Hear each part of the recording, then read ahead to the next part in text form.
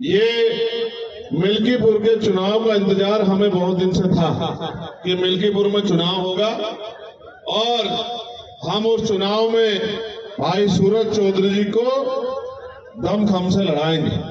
हालांकि मैंने कम समय दिया, लेकिन हमारी पार्टी के सभी सम्मानित नेतागणों ने, हमारे जिले, विधानसभा मंडल, प्रदेश की टीम ने यहां लगातार मेहनत की है।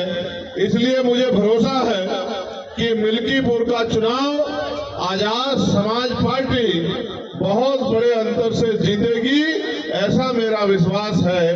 क्योंकि भाई सूरज चौधरी लंबे समय से, विगत 15 सालों से इस मिल्कीपुर विधानसभा के लिए दिन रात मेहनत कर रहे हैं। आज हम मिल्कीपुर में हैं।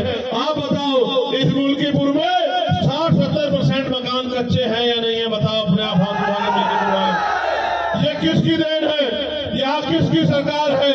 7 साल से कौन मुख्यमंत्री है? उससे पहले कितने मुख्यमंत्री रहे?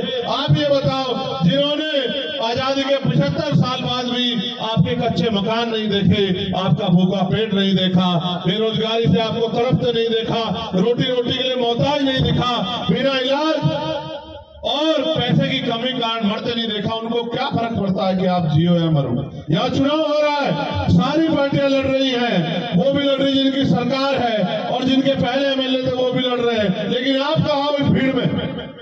कभी कोई जीतता है, कभी कोई जीतता। आप कब जीते? आपकी बात कब हुई? आपकी आवाज किसने उठाई? सरकार पे सारे अधिकार हैं, सरकार पे सारी शक्ति है।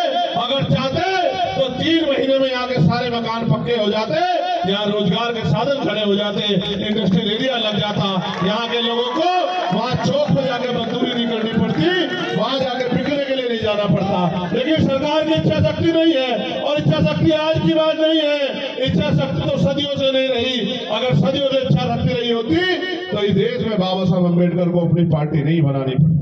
अगर आप अपनी समस्या का हल चाहते हैं तो आपको अपना दल और अपना बल बनाना पड़ेगा।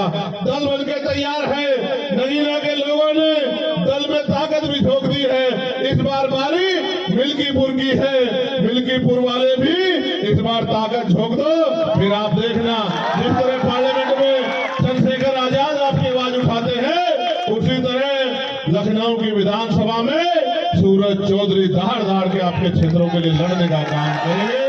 इस क्षेत्र में न सड़कें अच्छी, न बिजली पानी की व्यवस्था अच्छी, न कोई पूछने वाला है। और जिस तरह से निजीकरण हो रहा है, मुझे नहीं लगता कि अगले 10 साल बाद कोई सरकारी नौकरी भी रहेगी।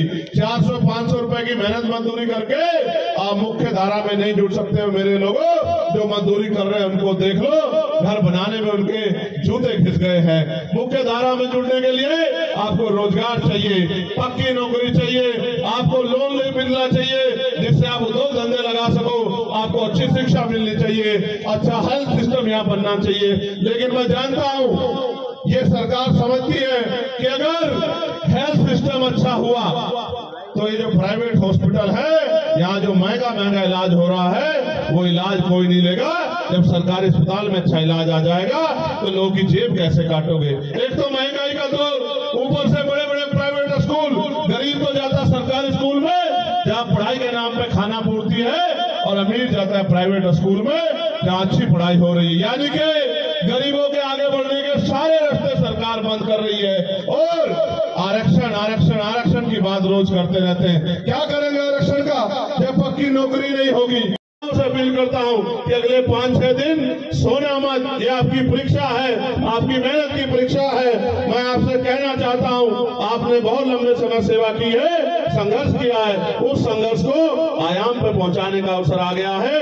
दिन रात मेहनत करो और आपका मुकाबला उनसे है जो बहुत बड़े पैसे वाले हैं, धन्ना सेठ है, जिनकी बड़ी बड़ी लेगेसी है। मगर याद रखना, काशीराम साहब कहते थे, तमन्ना अगर सच्ची हो तो रास्ते 1000 होते हैं, और तमन्ना अगर झूठी हो तो बहाने 1000 होते हैं। अगर आपकी तमन्ना सच्ची है, आपका लक्ष्य सच्चा है, आपने ठान लिया है, तो कोई आपको नहीं रोक सकता। इसलिए मैं आपसे कहना चाहता हूं कि आपको और हमें, मैं आपको भी पिछली बार कह के गया था, मिल्कीपुर वालों, आज फिर कह रहा हूँ, जेब में फोन है, क्षेत्र में रिश्तेदारी है, 8 घंटे पेट को भरने के लिए 8 घंटे काम करते हो, मेहनत मजदूरी करते हो और फिर ये सोचते हो कोई आपकी लड़ाई लड़े। लेकिन अपनी इज्जत की जिंदगी के लिए, सुख सुविधाओं के लिए, अच्छी पॉलिसियों के लिए 1 घंटा रोज आप भी सूरज चौधरी बनकर काम करो। फोन उठाओ, रिश्तेदारियों में फोन करो, दोस्तों को फोन करो, घर से निकलो, अपनी बस्तियों में जाओ,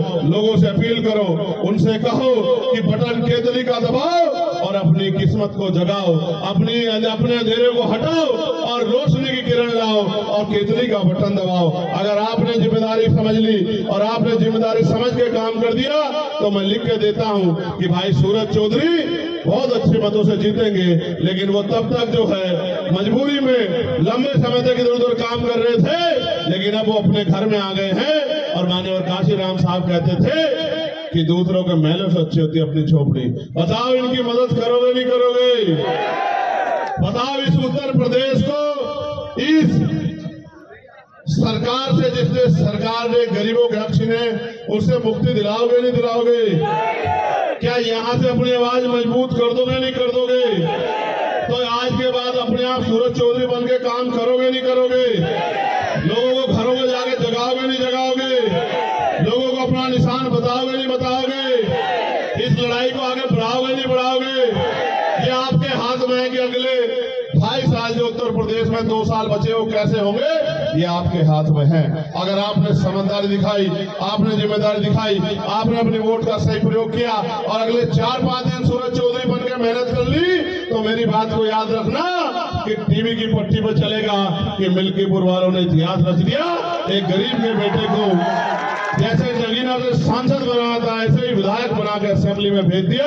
और आप याद रखना, नसीम साहब यहाँ बैठे हैं, जिस दिन आजाद समाज पार्टी का एमएलए विधानसभा में गूंजेगा, अच्छे की नींद हराम हो जाएगी जो गरीबों का अधिकार छीन कर बैठे हैं। मेरी बात को याद रखना, कोई ऐसा नहीं है, चाहे पुलिस के साथी हो, चाहे आर्मी के भाई हो, चाहे अर्धसैनिक बल हो, चाहे होमगार्ड हो, चाहे पीआरडी के जवान हो, चाहे आशा आंगनबाड़ी बहने हो, चाहे ग्राम सेवक हो, रोजगार सेवक हो, भोजन माता हो, सबकी आवाज को पार्लियामेंट में उठा के उनकी समस्या को हल करवाने का काम हमने पुरजोर कोशिश की है। अगर ये ताकत आपने उत्तर प्रदेश में बना ली तो याद रखना कि फिर आपकी समस्याओं पे कोई जो है चुप नहीं रहेगा, सबको बोलना पड़ेगा। बताओ, जब मैं पार्लियामेंट में गया अकेला नीले पट्टे वाला था या नहीं था? बताओ। और इस बार कितने नीले पट्टे वाले देखे आपने? और अब तो गृह मंत्री नीला पटका पहन के घूम रहे हैं और विपक्ष के नेता भी जय बापू जय भीम की बात कर रहे हैं। जिन्होंने जीते जी कभी बाबा साहब अम्बेडकर का सम्मान नहीं किया, उनके रास्ते रोकने का काम किया, वो भी जय बापू जय भीम कह रहे हैं। आप समझो ये क्यों जरूरत पड़ी? क्योंकि अम्बेडकरवादी आपका अपना भाई पार्लियामेंट में चला गया है। ऐसे ही जब ये जाएगा तो इधर का माहौल भी ऐसा हो जाएगा, यहाँ भी नीले पट्टे वाले आ जाएंगे, यहाँ से भी मानवता की बात होगी, यहाँ भी गरीबों की बात होगी। ये जो टैक्स के आधार पर गरीबों को लूटा जा रहा है, ये टैक्स बंद होगा। और मैं आपको कहना चाहता हूँ, समय दूर नहीं है, 27 भी हमारे सामने है। आप और हमें जुट जाना है इस बात के साथ कि अब हमें उत्तर प्रदेश को किसी के भरोसे नहीं छोड़ना है, उत्तर प्रदेश की जनता को हाथ फैलाने लायक नहीं छोड़ना है, इनका हाथ मजबूत करना है, इनके फैले हुए हाथ को मुट्ठी बना के एकजुट करके रोकना है और इनके हाथ में ताकत देनी है। इनके बच्चों के लिए अच्छे स्कूल, अच्छे कॉलेज, अच्छी यूनिवर्सिटियां, उद्योग धंधे, इंडस्ट्रियल एरिया, अच्छे अस्पताल, डिग्री कॉलेज, पॉलिटेक्निक कॉलेज, और वो सब में पढ़ाई और इलाज मुफ्त होना चाहिए गरीबों का, जिससे मुख्य धारा में आ सके, पक्की नौकरी लोगों को मिले, आरक्षण सही तरह लागू हो। और जो कुशासन, मैं इसको कुशासन इसलिए कहूंगा, आपने देखा होगा गोरखपुर में 2 बच्चों को रात उनके परिवार से चित्तौड़ साहब मेरी बात हुई, वो माँ कह रही थी कि सब आ गए हैं, कोई मदद नहीं कर सकता, आप आओगे तभी मेरी मदद होगी। उनके 2 बच्चों को जो शौचालय गए थे, उन दोनों को मार दिया। आज 8 दिन हो गए हैं, 8 दिन। अलीगढ़ में जहां बाबा साहब की स्टैचू लगी थी, वहां रात पुलिस ने लाठीचार्ज कर दिया, सैकड़ों लोगों पे मुकदमा हुआ, महिलाओं को पीटा गया। मैं क्या क्या बताऊं आपसे। कभी संभल में मारते हैं, कभी अलीगढ़ में मारते हैं, कभी गोरखपुर में मारते हैं।